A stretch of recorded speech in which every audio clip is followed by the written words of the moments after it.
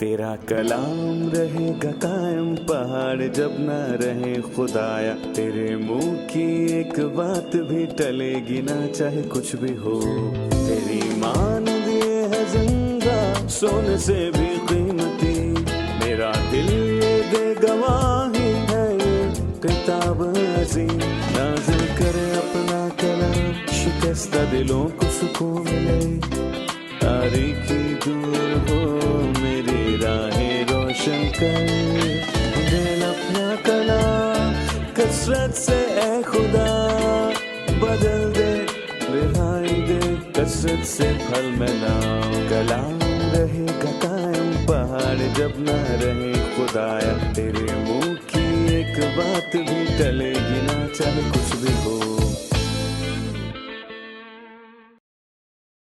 عزیز ناظرین، میں Ayad Zarif آپ تمام دیکھنے والوں کو ہمارے روز کے بائبلی مطالعاتی پروگرام کی نئی قسط میں خوش آمدید کرتا ہوں۔ ہم ایوب کی کتاب کا مطالعہ کر رہے ہیں جو کہ ایک نظمی کتاب ہے، اور آج ہم اس کے 32ویں اور پھر 33ویں باب کا مطالعہ کریں گے۔ پچھلے ابواب میں ہم نے دیکھا کہ ایوب نے اپنے نیک اعمال کی ایک فہرست مرتب کی اور ان بدکاروں کی بھی جن سے وہ باز رہا، اور اس طرح وہ خود کو راست باز ٹھہراتا اور خدا پر بے جا الزام لگاتا ہے کہ خدا اسے زیادہ سے زیادہ مصیبت میں ڈال رہا ہے اور وہ تکلیف کا نہیں تعریف کا حقدار ہے۔ آج کے پروگرام کے آغاز سے پہلے میں خادمین کا خیر مقدم کرنا چاہوں گا۔ ڈاکٹر فیاض خوش آمدید۔ شکریہ ڈاکٹر بھائی، عادل خوش آمدید، بہت شکریہ اور بھائی۔ اسٹوڈیو میں آئے دیگر مہمانوں کو بھی خوش آمدید۔ ڈاکٹر عادل، میں 32ویں باب کی پہلی 5 آیات کو پڑھنے کے بعد آپ سے سوال پوچھوں گا۔ سو ان تینوں آدمیوں نے ایوب کو جواب دینا چھوڑ دیا اس لیے کہ وہ اپنی نظر میں صادق تھا۔ تب الیہو بن براکیل بوزی کا جو رام کے خاندان سے تھا قہر بھڑکا۔ اس کا قہر ایوب پر بھڑکا اس لیے کہ اس نے خدا کو نہیں بلکہ اپنے آپ کو راست ٹھہرایا۔ اس کے تینوں دوستوں پر بھی اس کا قہر بھڑکا اس لیے کہ انہیں جواب تو سوجا نہیں تو بھی انہوں نے ایوب کو مجرم ٹھہرایا، اور الیہو ایوب سے بات کرنے سے اسی لیے رکا رہا کہ وہ اس سے بڑے تھے۔ جب الیہو نے دیکھا کہ ان تینوں کے منہ میں جواب نہ رہا تو اس کا قہر بھڑک اٹھا۔ میں چاہوں گا کہ آپ الیہو کے اس مقام پر ظاہر ہونے پر تبصرہ کیجیے اور وہ 3 لوگ خاموش کیوں رہے؟ یہاں بھائی یاد ایوب اور اس کے دوستوں کے درمیان اس طویل گفتگو کا اختتام ہوتا ہے جو کتاب کے بڑے حصے پر پھیلی ہوئی ہے۔ تقریباً 29 ابواب ہیں، اور 32 باب سے الیہو ایک نئی گفتگو کا آغاز کرتا ہے جو 6 ابواب تک جاری رہتی ہے۔ 32ویں سے 37ویں باب تک خود کلام کا ایک سلسلہ ہے جس میں ایوب نے ہرگز مداخلت نہ کی تھی۔ الیہو کے کردار میں جس کا ہم مطالعہ کر رہے ہیں، میں ایک نشان اور خداوند یسوع مسیح کی علامت کو دیکھتا ہوں۔ ایک سے زائد پہلو ہیں، اس حصے میں کم از کم 3 پہلو ہیں جو آپ نے ابھی پڑھا۔ پہلا، اس کا نام الیہو بن براکیل بوزی ہے جو رحم کے گھرانہ سے ہے۔ الیہو کا مطلب ہے وہ میرا خدا ہے یا خود خدا ہے۔ براکیل کا مطلب مبارک، بوزی کا مطلب حقیر، رام کا مطلب ہے بلند، اور اس میں ہم عظیم مسیح کے عکس کو دیکھتے ہیں، خدا جو جسم میں ظاہر ہوا، خدا جو پورے اور ابدی طور پر مبارک ہے، اور مسیح نے نجات کے کام کو پورا کیا۔ ایک غلام کی صورت اختیار کرنا پڑی، ایک انسان کے روپ میں آنا پڑا تاکہ اس کی تفکیر ہو اور صلیب پر جان دے۔ اس کے بعد خدا نے اسے بے حد بلند و بالا کیا۔ دوسری طرف ہم دیکھتے ہیں کہ الیہو پچھلے 29 ابواب تک خاموش تھا، اور اس نے مجھے مسیح کی زندگی کا ایک واقعہ یاد دلاتا ہے جب وہ 12 برس کا تھا ہیکل میں۔ دیکھیں، خدا نے انسان کے لیے بہت سے ادوار کو ترتیب دیا ہے، مختلف ادوار کو جن کی شروعات معصومیت سے ہو کر شریعت تک جاتی ہے، اور ان تمام ادوار میں انسان ناکام ہی رہا، اس لیے مسیح کو مسئلے کو حل کرنے کے لیے آنا پڑا۔ لکھاری کہتا ہے، لیکن جب وقت پورا ہو گیا خدا نے اپنے بیٹے کو بھیجا جو کنواری عورت سے پیدا ہوا۔ डॉक्टर फयाज, हम जानते हैं कि एलिहू किसी हद तक खुदावंद यीशु मसीह की इकासी करता है। जब सब खामोश हो गए और जब खुदा बोलने लगा तो उसने ऐसा अपने बेटे के वसीले किया। सो यहाँ एलिहू अय्यूब के दर्द के मामले में खुदा की सोच को बयान कर रहा है। मैं चाहूँगा कि आप 6 आयत से लेकर बाब के आखिर तक की आयत पर तबसरा कीजिए, खासकर उस हिस्से पर जबकि एलिहू हिकमत का इंतजार करता है कि सालों की कसरत और उम्र रसीदा लोगों की तरफ से आए, और उसे उम्र रसीदा लोगों में वो हिकमत ना मिली जो सालों की कसरत रखते थे। दरअसल मैं कहूँगा कि इन आयात में चंद नकात हैं जिनसे वो ये साबित करता है कि एलिहू खुदावंद यीशु मसीह का अक्स है, जैसा कि अभी हमने सुना। ना सिर्फ उसका नाम और जाहिर होने का वक्त, बल्कि ये बात कि वो हैवान था और इसलिए वो खामोश रहा और बड़ों को बोलने दिया कि शायद वो मसले का हल निकालेंगे। जैसे कि भाई ने कहा कि उसके खामोश रहने से हमें खुदावंद यीशु मसीह की याद आ जाती है। जब वो 12 बरस का था तो वो हैकल में गया और उसने बड़ों को बोलने दिया, और मैं कहूँगा कि उसने उनकी बातें सुनी और उनसे सवाल किए, और वो उसकी हिकमत और फहम देखकर बहुत हैरान हुए। सो यहाँ हम देखते हैं कि एलिहू खामोश था। इस बात के मुताबिक वो वहाँ मौजूद था जब से उसके दोस्त मौजूद थे, लेकिन वो वहाँ खामोश रहा और उसने बड़ों को बोलने दिया। और आखिर में उसने कहा कि उसने बड़ों को बोलने का मौका दिया और उसने कहा, मैं जवान हूँ और तुम बहुत उम्र रसीदा हो, और इसीलिए मैंने अपनी राय देने की जसारत ना की। मैंने कहा कि साल खुर्दा लोग बोलें, लेकिन इसका ताल्लुक उम्र से हरगिज नहीं है। और उसने मजीद कहा कि बड़े आदमी ही अक्लमंद नहीं होते और उम्र रसीदा ही इंसाफ को नहीं समझते। जिससे मुझे मसीह की 12 साल की उम्र में बड़ों के दरमियान खामोश रहने का मौका याद आता है, बल्कि उसका अजीम तरीन काम जो कि मसीह यीशु ने किया, जो तारीख का अजीम तरीन काम है जो कि मसीह यीशु ने 33 बरस की उम्र में किया। यानी कि मसीह यीशु बहुत कम उम्र का था, लेकिन उसने अजीम तरीन काम किया सब मसलों को हल करने के लिए। जैसे कि एलिहू यहाँ बहुत कम उम्र है, मगर सारे मसाइल उसी ने हल किए। इसका ताल्लुक उम्र से नहीं, और इससे हमें ज़बूर 119 की याद आती है। लिखा है, मैं अपने सब उस्तादों से अक्लमंद हूँ क्योंकि तेरी शहादतों पर मेरा ध्यान रहता है। और फिर दूसरी बात यह है कि इसके फौरन बाद 13वीं आयत में ये कहता है कि खबरदार ये ना हो कि हमने हिकमत को पा लिया है। वो उनसे ये बड़े वाज़ेह अल्फाज में कहता है कि जरा सी हिकमत पर हरगिज फख्र ना करना, क्योंकि खुदा ही उसे लाजवाब कर सकता है, ना कि इंसान। खुदा उसे खामोश करने पर कादिर है, इंसान की हिकमत से नहीं। इंसान ही इंसान को लाजवाब कर सकता है और कायल नहीं कर सकता कि उसे खुदा की रास्तबाजी की जरूरत है। ये लेकिन खुदा का डॉक्टर काम है। फयाज, हम इस बात को भी नज़रअंदाज नहीं कर सकते कि बड़े बुजुर्गों के पास भी किसी तरह की हिकमत मौजूद है। मैं बड़ों की हिकमत का मुकाबला जो अय्यूब के लिए ज़रूरी और मुनासिब था एक और तरह की हिकमत से करना चाहूँगा।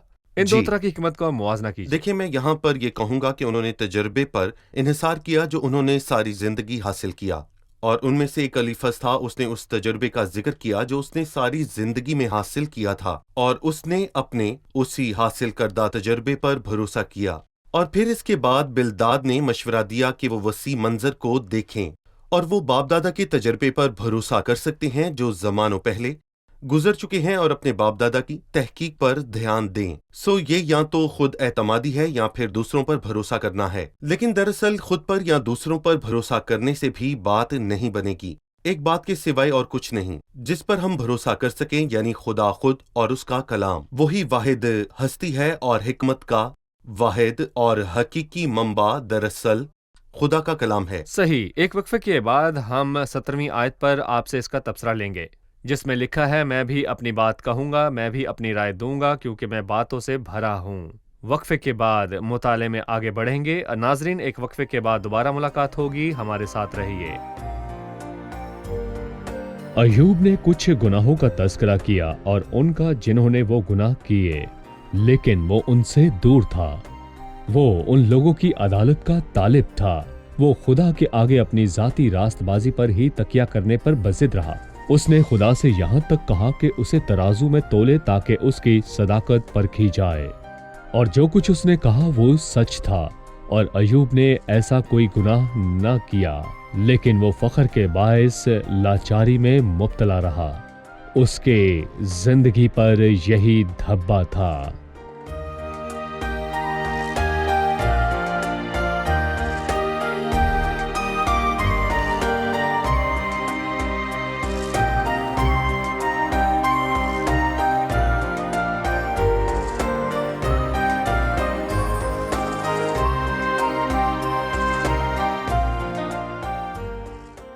वक्फे के बाद फिर से हाजिर हैं नाजरीन। अयूब के 32वें बाब के मुताले को हम जारी रखते हैं। डॉक्टर फयाज, मैं 17वीं और 18वीं आयत पर आपकी राय चाहता हूँ। ये दो आयत अलीहू के खुदाम यसु मसीह का अक्स होने की तस्दीक करती हैं, खास करके 18वीं आयत, क्योंकि मैं बातों से भरा हूँ। और इसका मतलब यह है कि ये बातें उसके दिल से निकल रही हैं, और इससे हमें मसीह की याद आती है जिसकी ज़ात के अंदर खुदा की शरीयत थी। और जो रूह मेरे अंदर है मुझे मजबूर करती है, मतलब जो रूह उसके अंदर है वो उसे उभारती है। और मसीह ने रूहुल कुद्स की कुदरत के सिवा एक नुक्ता भी मुंह से ना निकाला। सो जो बात यहाँ अलीहू ने कही वो मसीह के अक्स को पेश करती है। बहुत ही जबरदस्त बात। चलिए मेहमानों से सवाल लेते हैं। अब हमने देखा कि अलीहू बहुत देर के बाद जाहिर हुआ और उसने बहुत देर तक बड़ों को ही बोलने दिया और उसने उन्हें गलत बातें बोलते सुना। अगर आज हम कुछ बड़ों को गलत बातें कहता देखते हैं जिनके पास किसी तरह का मजहबी मुकाम है, जो खुदा के बारे में झूठी मालूमात देकर लोगों को गुमराह कर रहे हैं, तो क्या हम उन्हें छोड़ दें या मुदाखलत करें? मुझे क्या करना है? यूं ही अगर एक मजहबी तौर पर बुलंद मुकाम वाला शख्स गलत बोलता है और झूठी मालूमात दे रहा हो तो क्या हमें मुदाखलत करनी चाहिए? आप इस पर क्या कहेंगे? इन्होंने उस सूरत हाल में जो कुछ भी किया वो बड़ी हिकमत का मुजाहिरा था। उसने तीनों दोस्तों को अपनी बातें मुकम्मल करने दी, फिर उसने बोलना शुरू किया। इसलिए कलाम हकीम शख्स के मुताबिक कहता है कि उसे बात करने की जल्दी नहीं, बल्कि लिखा है साहिब इल्म को गो है और साहिब फहम मतन है। मुझे मुदाखलत नहीं करनी बल्कि उसकी बात मुकम्मल सही। करनी है। भाई आदिल, 33वें बाब की पहली आयत से लिखा है, तो भी ए अयूब जरा मेरी तकरीर सुन ले और मेरी सब बातों पर कान लगा। देख मैंने अपना मुंह खोला है, मेरी जुबान ने मेरे मुंह में सुखन आराई की है। मेरी बातें मेरे दिल की रास्तबाजी को जाहिर करेंगी और मेरे लब जो कुछ जानते हैं उसी को सच्चाई से कहेंगे। खुदा की रूह ने मुझे बनाया है और कादर मुतलिक का दम मुझे जिंदगी बख्शता है। अगर तू मुझे जवाब दे सकता है तो दे और अपनी बातों को मेरे सामने तरतीब देकर खड़ा हो जा।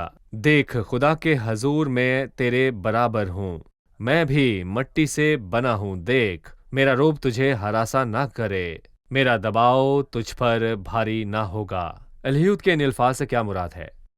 मैं दो बातों पर गौर करना चाहूँगा। पहली बात पहली आयत में है जिसमें वो उनकी तवज्जो को अपनी और अपनी बातों की तरफ मरकूज़ करता है, जबकि उसने कहा तू भी ए अयूब ज़रा मेरी तकरीर सुन ले और मेरी सब बातों पर कान लगा। और जैसा कि हमने पहले बताया कि इल्हू मसीह का अक्स है। मसीह तमाम अंबिया से मुख्तलिफ है क्योंकि तमाम अंबिया ने कहा खुदावंद फरमाता है, लेकिन जिसने खुद कलाम किया वो वाहिद हस्ती मसीह है। बहुत मशहूर बात जो वो हमेशा करता था कि मैं तुमसे सच कहता हूँ। दूसरी बात वो है जो उसने तीसरी आयत में कही, मेरी बातें मेरे दिल की रास्तबाजी को जाहिर करेंगी, जिसका मतलब है कि ये बातें एक नेक दिल से निकल रही हैं। मसीह मुनफरद और मुमताज़ था अपनी तालीम में। जबरदस्त। डॉक्टर फयाज, क्या आप अलीहूद पर मजीद को बात करना चाहेंगे? दरअसल इस हिस्से में हम खुदाम यसु मसीह का बहुत खूबसूरत अक्स देख सकते हैं। और अगर हम 13वें बाब पर वापस जाएं तो हम देख सकते हैं कि इस बाब में अयूब दो ख्वाहिशात करता है। उसने दो बातें कहीं। उसने चाहा कि खुदावंद उससे दूर हो जाए क्योंकि वो खुदावंद की दहशत से डरता था, पर वो ये भी चाहता था कि खुदावंद उसके पास आए और वो उससे बात करे। और ये दोनों ख्वाहिशात मुतजाद हैं जो कि बैक वक्त पूरी नहीं हो सकती। खुदावंद को दूर जाना चाहिए या नजदीक आना चाहिए, लेकिन अलीहू अयूब को बताता है, अयूब देख खुदा के हजूर मैं तेरे बराबर हूँ, मैं भी मट्टी से बना हूँ। देख मेरा रोब तुझे हरासा ना करेगा, मेरा दबाव तुझ पर भारी ना होगा। क्या तुझे खुदावंद चाहिए? मैं उसकी तरफ से बोलने वाला हूँ। वो उसकी मानिंद मट्टी से बना इंसान था, लेकिन अलीहू कहता है कि जब खुदावंद आएगा तो वो क्या कहेगा? वो ये ना कहेगा कि मैं खुदा के हजूर तेरे बराबर हूँ, बल्कि कहेगा मैं खुदा हूँ जो तेरे नजदीक आता हूँ, लेकिन मेरे लिए एक जिस्म तैयार किया गया और मैं मुजस्सम होकर आया, खुदा की मामूरी में नहीं बल्कि इंसानी रूप में। इसलिए मेरा रोब तुझे हरासा ना करेगा और मेरा दबाव तुझ पर भारी ना होगा। वो हमारे नजदीक आता है और बात करता है। जबरदस्त। सो हम हल के नजदीक आ रहे हैं क्योंकि ये मसीह को जाहिर करता है, वो दरमियानी जिसकी तलाश अयूब को थी। सो वो दरमियानी आता और अपने हाथ उन दोनों पर रखता है। वो खुदा है जो जिस्म में जाहिर हुआ। यहाँ अलीहू कहता है मैं भी मट्टी से बना हूँ, जो मसीह के इंसान होने को जाहिर करता है, जो मसीह का इंसानी पहलू है। डॉक्टर फयाज, मैं आपसे 8 ता 22 आयात के हवाले से एक सवाल करूंगा। यकीनन तूने मेरे सुनते को कहा है और मैंने तेरी बातें सुनी है कि मैं साफ और बेतकसीर हूं, मैं बेगुनाह हूं और मुझ में बदी नहीं। वो मेरे खिलाफ मौका ढूंढता है, वो मुझे अपना दुश्मन समझता है, वो मेरे दोनों पाँव को काट में ठोक देता है, मेरी सब राहों की निगरानी करता है। देख, मैं तुझे जवाब देता हूं, इस बात में तू हक पर नहीं, क्योंकि खुदा इंसान से बड़ा है। तू क्यों उससे झगड़ता है? क्योंकि वो अपनी बातों में से किसी का हिसाब नहीं देता। इन आयात के मुतालिक बताइए। देखे भाई, ये हिस्सा मुझे दो बातें याद दिलाता है। पहली बात अलीहू की खिदमत, जो कि अय्यूब के लिए बहुत ज्यादा मुफीद थी और उसके तमाम मसले हल करने को थी। यहाँ दो अहम इम्तियाजी सिफात हैं, पहली सच्चाई और दूसरा फजल। अय्यूब के दोस्तों ने उसे सच्चाई तो बताई, पर मैं ये कह सकता हूँ कि अय्यूब के दोस्तों ने उसे सच्चाई का सिर्फ एक रुख दिखाया। उन्होंने कहा खुदा तमाम खताकारों के खिलाफ है और खुदा कब खताकारों के मामले में साबिर हो सकता है और उनके खिलाफ ना हो जब तक कि बदी करने वाला मौत से ना गुजर आए। सो मैं कहूँगा कि ये सोच का एक पहलू है और आधा सच सच नहीं होता। मैं आपसे कहूँ कि खुदा एक है, तो आप मुझे बताएं, क्या ये सच आधा सच है? खुदा एक है लेकिन उसके 3 अकारीम हैं और मुकम्मल सच्चाई को जानने के लिए तमाम हक़ाइक़ का पेश होना लाजिम है। उन्होंने आधा सच कहा और उसके खुदा को मजबूर और खुद को नारास्त ठहरने की वजह बने। लेकिन जब अलीहू बोला, उसने सच और हक की बात की, और हक इंसान की रहनुमाई करता है कि वो अपना जुर्म कबूल करे और तशखीस करता है, मसाइल की निशानदही करता है और इंसान के नाकाम होने से पहले फजल इलाज देता है। और हक यह है कि बेबसी और नाकामी को जाहिर करता है, लेकिन फजल इंसान को तसल्ली देता और खुदा को उस पर जाहिर करता है। इसलिए जब अलीहू ने बोलना शुरू किया तो उसने अय्यूब को मुजरिम ना ठहराया, बल्कि उसकी खुद ही रहनुमाई की कि वो खुद ऐसा करे। और उसने अय्यूब से कहा कि उसने उसे ये बातें कहते सुना है। उसने बस यही कहा कि उसने उसे ये कहते सुना, तूने मेरे सुनते ये कहा है और मैंने तेरी बातें सुनी हैं। मैं साफ और बेतकसीर हूँ, मैं बेगुनाह हूँ और मुझ में बदी नहीं। वो मेरे खिलाफ मौका ढूंढता है, वो मुझे अपना दुश्मन समझता है, वो मेरे दोनों पाँव को काठ में ठोंक देता है। क्या तूने ऐसा कहा? उसने 27वें बाब में ये कहा कि जिंदा खुदा की कसम जिसने मेरा हक छीन लिया। अय्यूब ने कहा खुदा उससे नाइंसाफी करता है। क्या उसने नहीं कहा?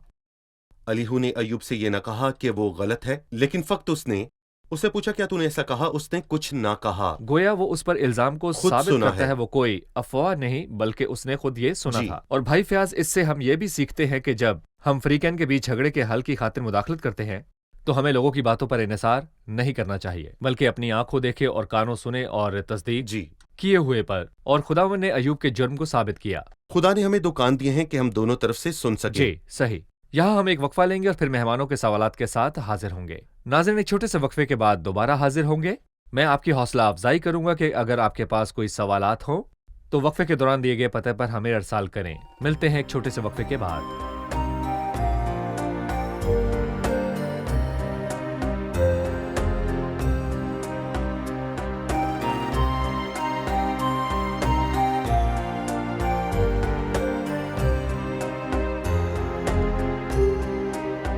खुशामदीद। आइए चलते हैं मेहमानों की जानिब और जानते हैं उनका सवाल।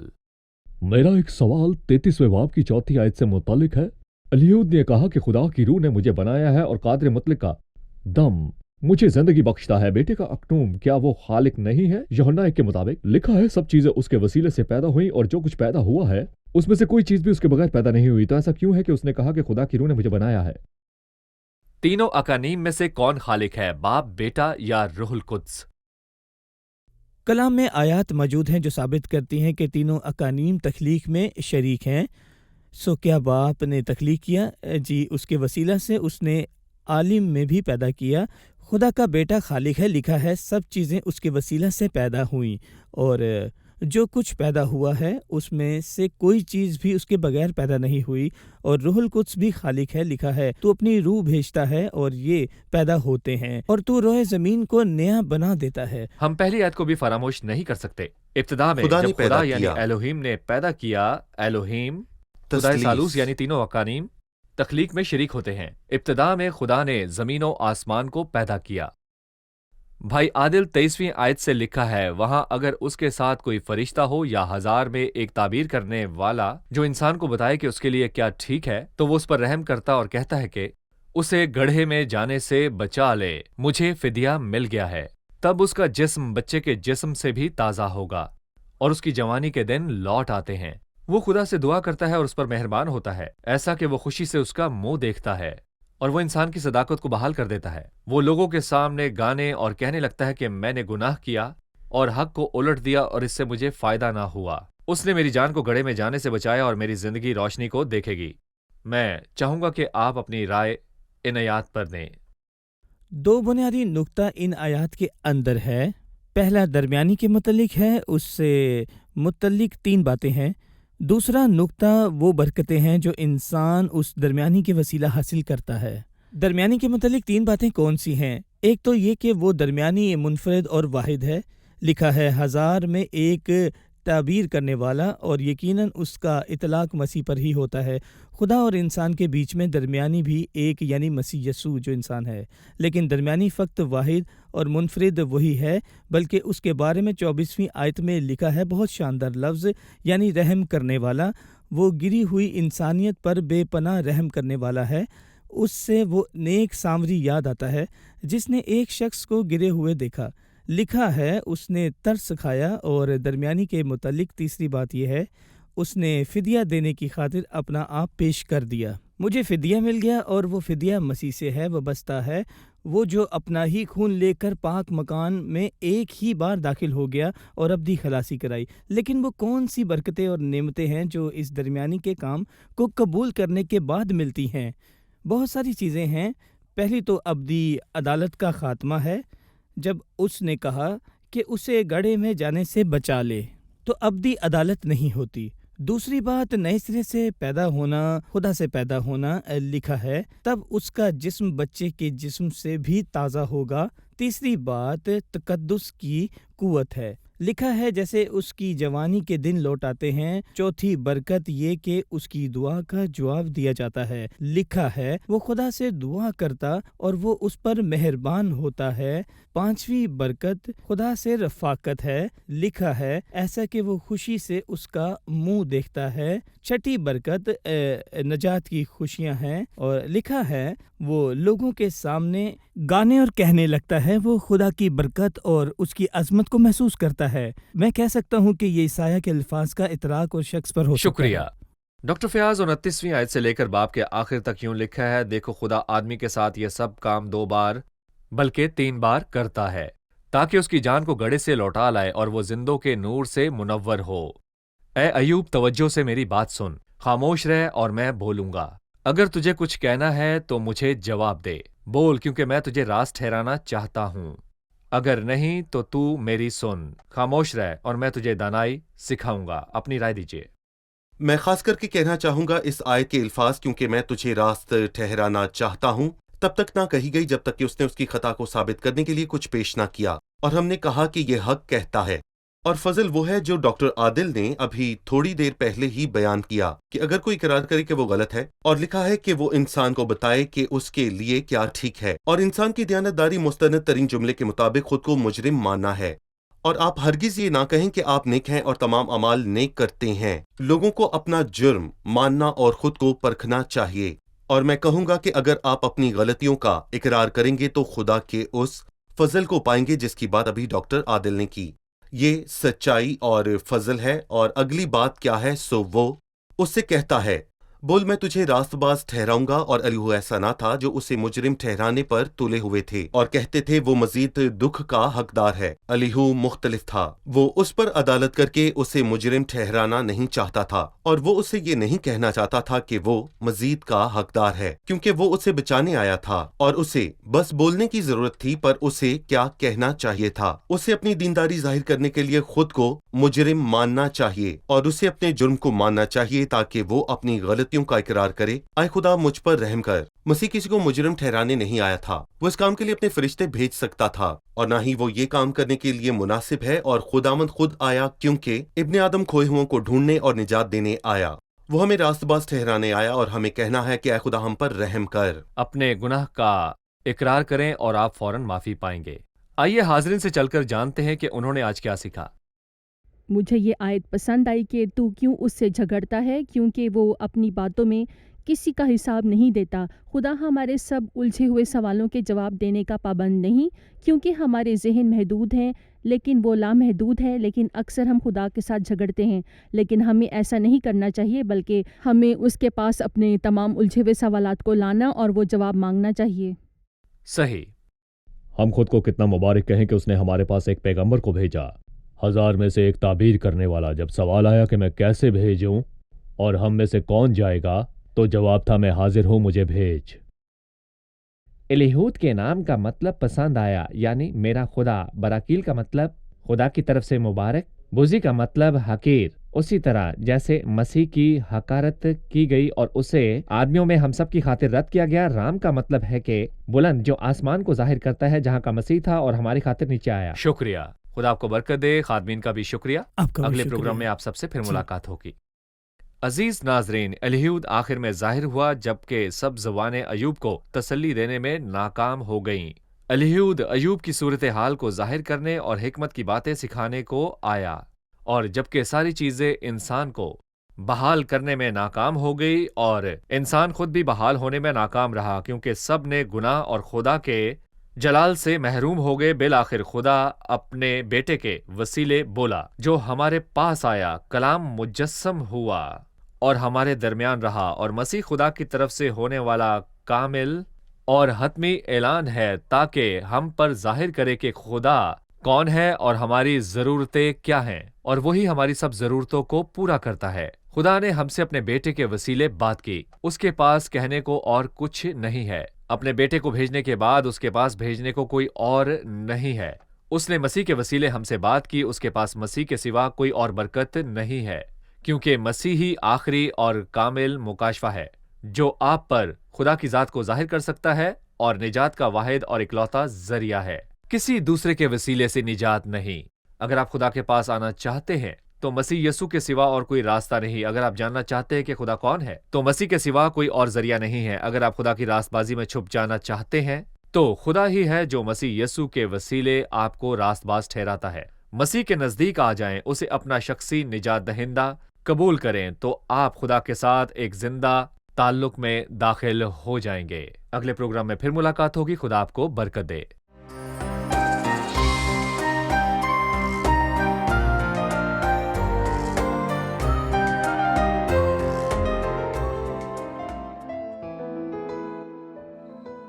تیرا کلام رہے گا قائم، پہاڑ جب نہ رہے خدایا، تیرے منہ کی ایک بات بھی ٹلے گی نہ، چاہے کچھ بھی ہو۔ تیری مانند یہ ہے زندہ، سونے سے بھی قیمتی، میرا دل یہ دے گواہی ہے، یہ کتاب عظیم۔